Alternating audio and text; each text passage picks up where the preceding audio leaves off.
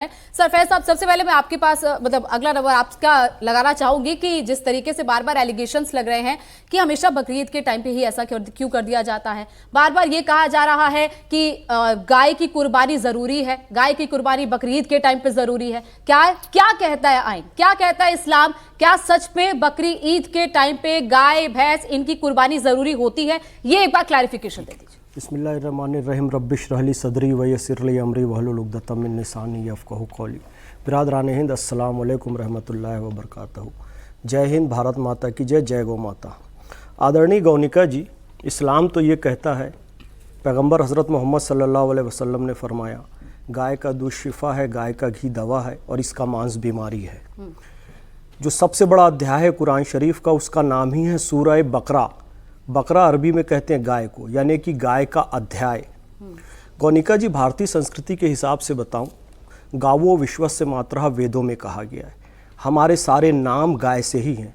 सबसे पवित्र पर्वत गोवर्धन, सबसे पवित्र बेला गोधुली बेला। हमारे नाम में गोत्र होता है, वो गाय का ही प्रतीक है। सीधे नाम होते हैं गायकवाड़, गायकर, गाय तोंडे। हमारी नदियों के नाम गोमती, गोदावरी, गंगा निकली। गोमुख से हमारे शहरों के नाम गोरखपुर, गोकुल, गोवा और सबसे प्यारा मुझे साक्षात गौ माता का रूप दिख रहा है, हमारी एंकर गौनिका जी, उनका भी नाम गौ माता से।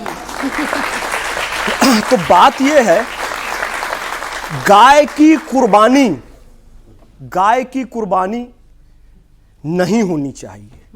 मुझसे व्यक्तिगत रूप से पूछे मोहम्मद फैज खान से, और इस्लाम के अनुसार भी और हिंदुत्व के अनुसार भी, बलि या कुर्बानी केवल अपने मद, अहंकार, लोभ की होनी चाहिए। किसी भी पशु की कुर्बानी नहीं होनी चाहिए, किसी भी पशु की बलि नहीं होनी चाहिए। और हजरत इब्राहिम अलैहिस्सलाम की भी जो सुन्नत है, अल्लाह रब्बुल इज्जत खालिक कायनात ने अपने सबसे प्यारी चीज पेश करने के लिए कहा, तो पुत्र मोह सबसे प्यारा होता है, जिसके कारण आज एक बड़ी पार्टी बर्बाद हो चुकी है, जिसके कारण हस्तिनापुर और पूरा महाभारत का युद्ध हुआ, पुत्र मोह में अंधे धृतराष्ट्र के कारण। तो उन्होंने अपना पुत्र पेश किया, लेकिन अल्लाह ने पुत्र के गले पर छुरी नहीं चलने दी, उनकी कुर्बानी वैसे ही स्वीकार कर ली, एक जानवर पेश कर दिया। उसके प्रतीक के रूप में आज तक ये चला आ रहा है। असली कुर्बानी ये है, मैं व्यक्तिगत रूप से मुझसे पूछे, मैं कुर्बानी के लिए पैसा हर साल निकालता हूं बकरीद में। मैं ले जाकर गौशाला में दे देता हूं, गाय को गुड़ चारा खिला देता हूं, या फिर किसी बच्चे की स्कूल की फीस दे देता हूं, या फिर किसी अस्पताल में किसी रोगी को दे देता हूं। यह कुर्बानी का सही तरीका है। अब फिर भी पशु की कुर्बानी करनी ही है, तो गाय की तो कुर्बानी बिल्कुल भी नहीं करनी है, यह स्पष्ट है।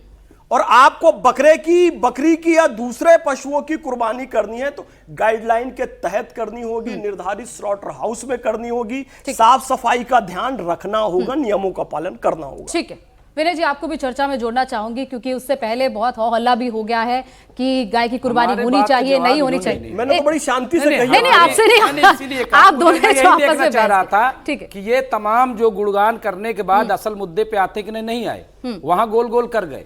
ठीक है, नहीं कहा कि राष्ट्रीय माता होंगी कि नहीं होंगी, नहीं कहा इन्होंने। उनको भी जरा चर्चा तो हम सब जानते हैं इनके अंदर क्या चल रहा है। ठीक है, सब पता है। ठीक है विनय जी, बार बार ये कहा जा रहा है कि गाय की कुर्बानी जरूरी नहीं है। कुछ लोग कह रहे हैं कुर्बानी जरूरी है। अगर जरूरी है तो जिस तरीके से जो नोटिफिकेशन आया कि 14 साल से ऊपर का अगर पशु है, आपको वेटनरी सर्टिफिकेट लेना पड़ेगा, आपको वहां पर दिखाना पड़ेगा कि हाँ ये वैध है या नहीं है, अगर 14 साल से ऊपर है, अगर बीमार है, ये सारी चीजें, सारी क्लॉजेस हैं, और ये तो पहले से चला आ रहा है ना। तो फिर क्यों बार बार इस चीज को लेकर हर बार बवाल होता है? अगर सरकार नोटिफिकेशन जारी करती है तो जाहिर तौर पर उसका पालन तो सबको करना पड़ेगा ना।